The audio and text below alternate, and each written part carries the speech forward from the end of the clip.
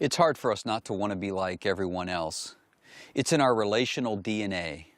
While this is true of all seasons of life, including adulthood, there is no greater temptation than during the middle school years, that place in between childhood and adulthood. These are the years when we are least sure who we are, so we're so prone to want to be like everyone else. In chapter 10 of the story, the children of Israel are going through their junior high phase, I guess, because all they can think about is being like everyone else. The story of chapter 10 begins on a positive note. God opens up the womb of a woman and provides her with the child she longed for in the lower story. She appropriately names him Samuel, which in Hebrew means heard from God. She turns around, as promised, and gives the child, once he's weaned, to Eli the priest, to be used to serve the Lord full time. Each year she would make a little robe for her son and take it to him. God gives her 5 more children. Every year that little robe got a little bigger, and so did the assignment that God had in mind for young Samuel in the upper story. He is being raised by God to get Israel through a rough and awkward stage. As Samuel is getting up in years, the people come to him and say, "You are old, and your sons do not follow your ways. Now appoint a king to lead us, such as the other nations have."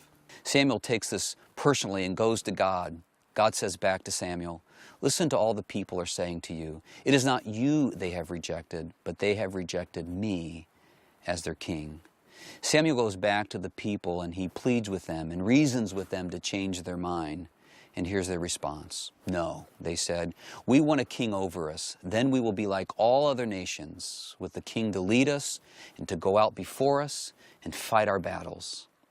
God allows them to have a human king. It isn't the way he envisioned it unfolding in the lower story, but it doesn't change the ultimate outcome of the upper story.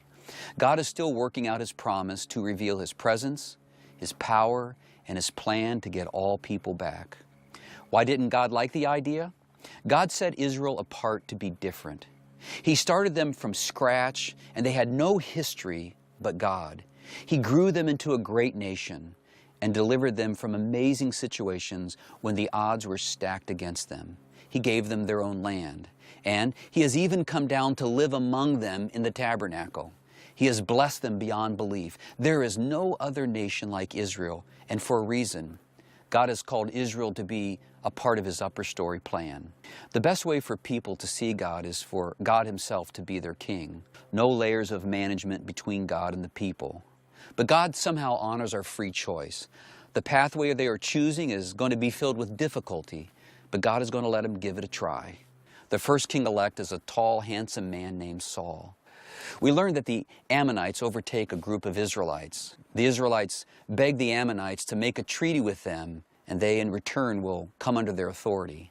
The Ammonites tell them that they will make a treaty with them on one condition, that they gouge out the right eye of every male. Now, the right eye was essential in battle as they held their sword. The story tells us that the Spirit of God came down on Saul in power, and he burned with anger. Saul leads the Israelites into victory over the Ammonites, and the people are fired up and make him the first official king of Israel. God is doing everything in his power to set Saul up for success. Samuel says to them, "Are you happy now?" Samuel tells them that what they have done is wrong, but God is allowing it. But here's the warning for both Israel and for the new king. You have to follow God. If you do, everything will work out. If you don't, it's going to be trouble. On 2 occasions, Saul is going to distort God's plan. Both involve battles. Let me tell you about the second one. God instructs Saul through Samuel to wipe out the Amalekites for what they did to Israel back when they first approached the land under Joshua. This was a holy war, and not for the purpose of expanding territory or for taking their assets. Saul was to completely destroy everything and everyone. Of course, he didn't. He kept the king alive and kept the best of the sheep and the cattle. When Samuel came to town, Saul was happy to see him. Samuel heard that Saul had set up a monument to his own honor, which is never a good thing for a leader to do. Now, the dialogue's not recorded in the story, but it is found in 1 Samuel chapter 15. Saul says to Samuel, "The Lord bless you. I have carried out the Lord's instructions." Now, he either really believed that he did, or he was trying to pull one over on Samuel. Samuel replies back, "What is that bleating of the sheep I hear in my ear?" What is that mooing or lowing of the cow I hear in my ear? In the next verse, Saul says, and I paraphrase, "Oh yeah, that. Listen to this. I kept the best sheep and the best cattle to offer up as a sacrifice to God. How about that?" This is a classic case of rationalization. God's vision was to reveal himself and his plan to get us back through his relationship with Israel.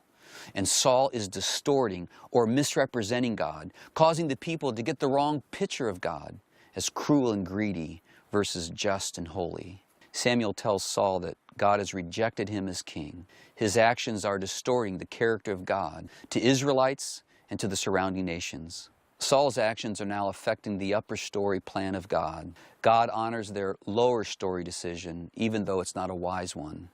Now, this decision is affecting the upper story plan.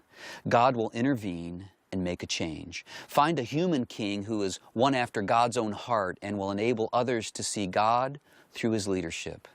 That is what we'll see in chapter 11. But let's not miss the opportunity to learn from Israel's misplaced desire to be like everyone else. God calls Christians to live distinctively different lifestyles.